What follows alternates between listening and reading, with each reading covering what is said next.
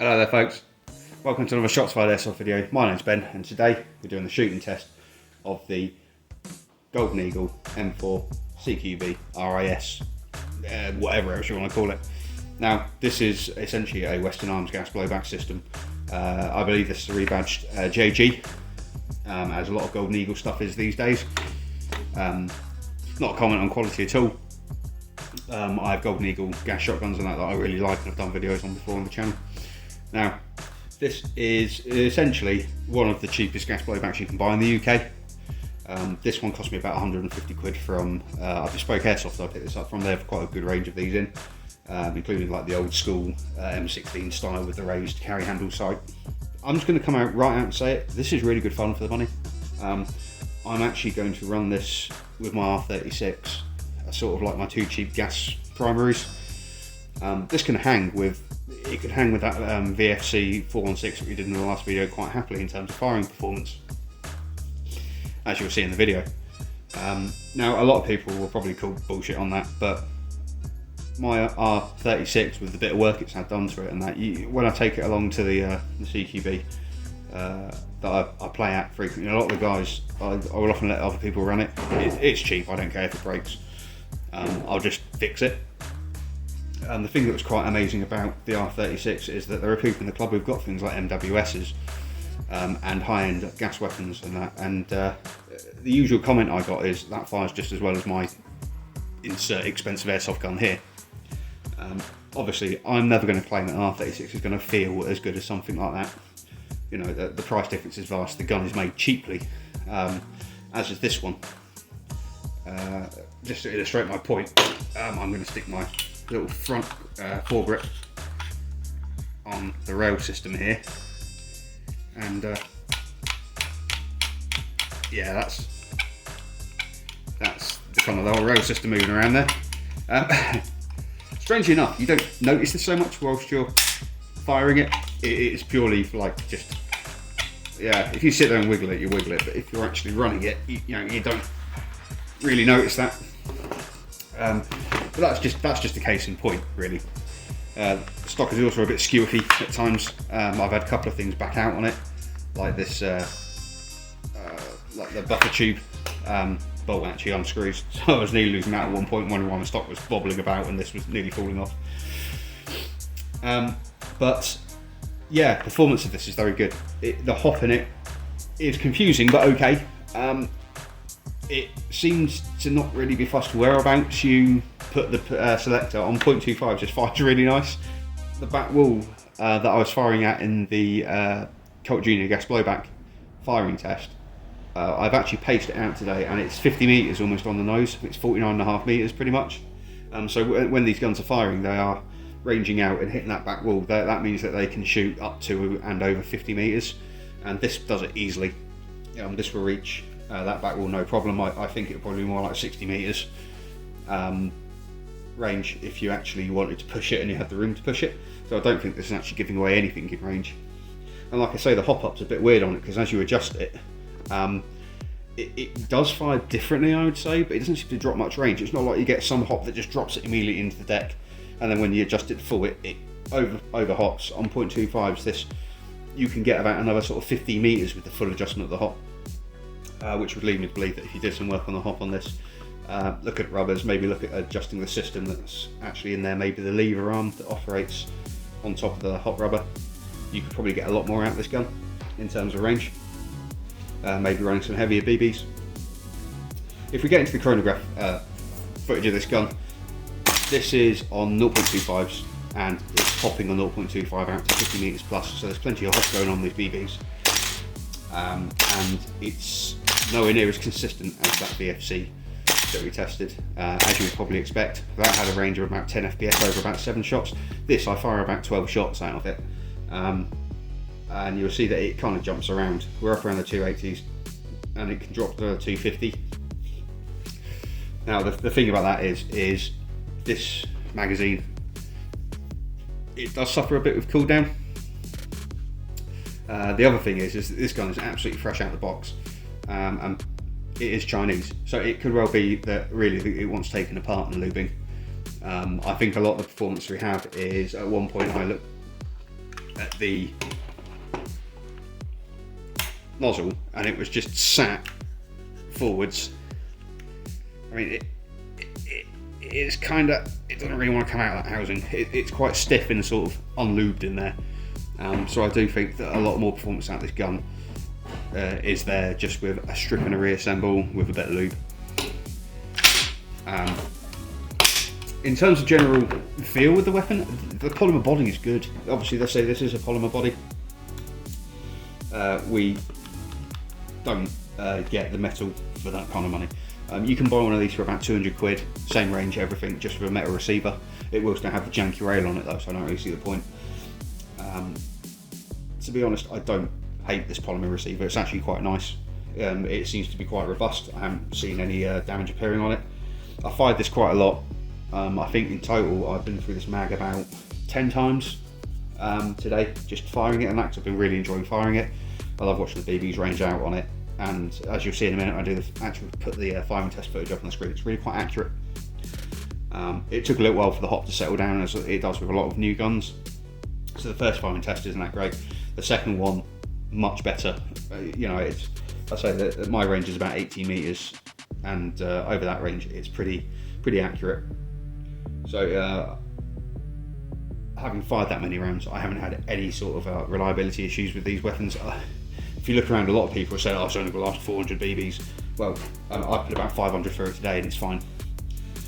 The whole back still works. I've seen people say that the whole back probably fail on them and all that sort of stuff. I say this is based on a Western Arms gas system, so it is a modified Western Arms gas system, but it is a Western Arms gas system nonetheless.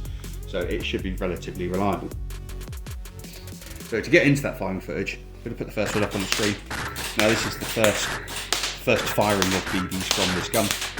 I've fired literally 2 to set the hop up to make sure it only goes out to where I want to and go relatively straight. And we kind of dotting all around. I missed the first 2 shots and that gets excited in. But we're on the target. If I move along to the second firing now, if we fire it again, you can see we're getting more accurate here, and that hop up settling down nicely, and we're able to ping in around that bullseye. But realistically, it's the inner sort of two rings of that target that we're staying in, which is a nice performance from this. I do a bit more shooting with the weapon. There's one point that I turned the main. I was having difficulty getting it to go full auto, and I actually ended up turning off the gun camera, and I was just firing it, but I didn't realise that the other target camera was pointing, and you'll see this rivulet of fire is actually all semi-auto, and it's just me pinging through that magazine. So I don't know if these magazines actually do have a problem with gas like contraction or efficiency, or whether there's just something funky going on with the operation of the gun, maybe in the firing system. Like I said, something might want lubing up in here. And it's something I am going to do, because I will be running this in game. It is very satisfying to use. But yeah, so I did get a bit of automatic fire out of these. It was a bit faltery, a bit misfeedy, but it probably rattled through a good 40 to 45 BBs in one gas filled continuous trigger press, which is quite impressive. When it misfeeds, I believe that was the nozzle getting stuck forwards, and the return spring isn't that fantastic. So I think one of the first things we'll do with this is to get a beefier return spring for the nozzle, and I think that will really help.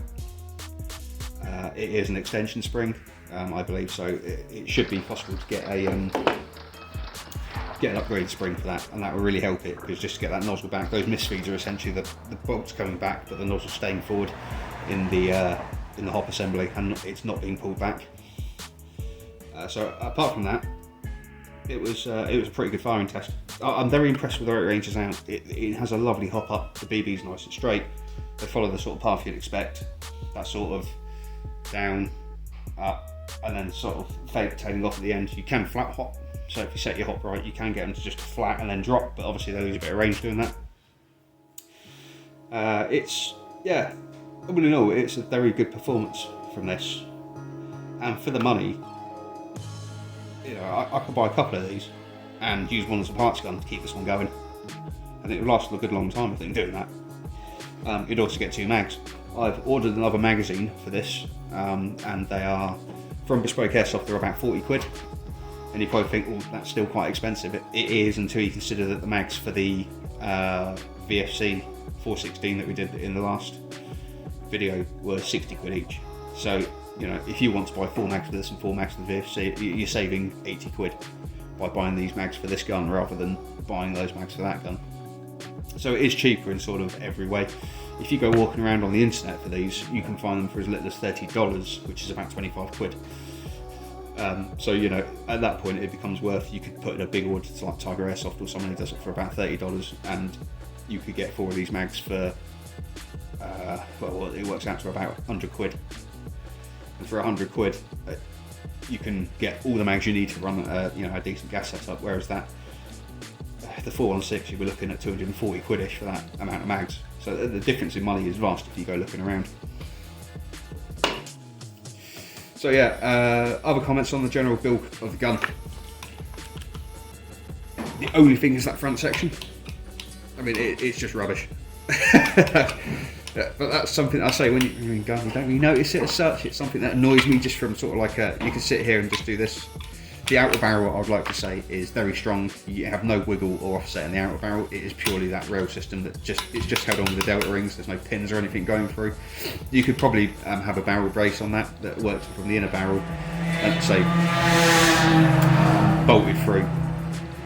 You know, just gave you a point to like put a countersunk screw in the rail or something like that just held it straight on the barrel. The other thing is like your general feeling of this weapon.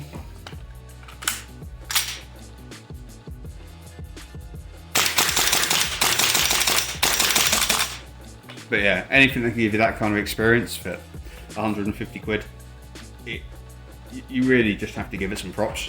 I mean, that is no different to firing your VFC 416, your MWSs, really any of them, which is really the whole point of the gas blowback. This would be competitive in gameplay as well, so I've got no qualms with recommending one of these if you really want to go out there and have some fun. I'm just going to put in a little bit of footage at the end here, and it may have been running for a little while. Just to say, I say get home, punch the pins out of these, and have a little look at what makes it tick inside. Obviously I did this in the last video, the HK416, so it'd be interesting to see what we find in this one, and to see whether we actually notice any severe build quality differences between the VFC and this chap.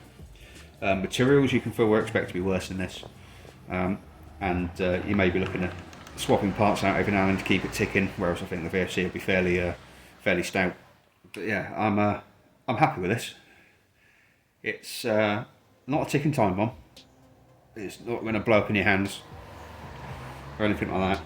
I think it's just a genuinely nice, cheap gas blowback that if you're looking for something to give you the feeling of firing, you know, a gas blowback weapon and still be able to hit someone in gameplay, this is pretty much what you're after, really. I mean, you could change a few parts on this, do something with the front section to make it a bit more stable, perhaps.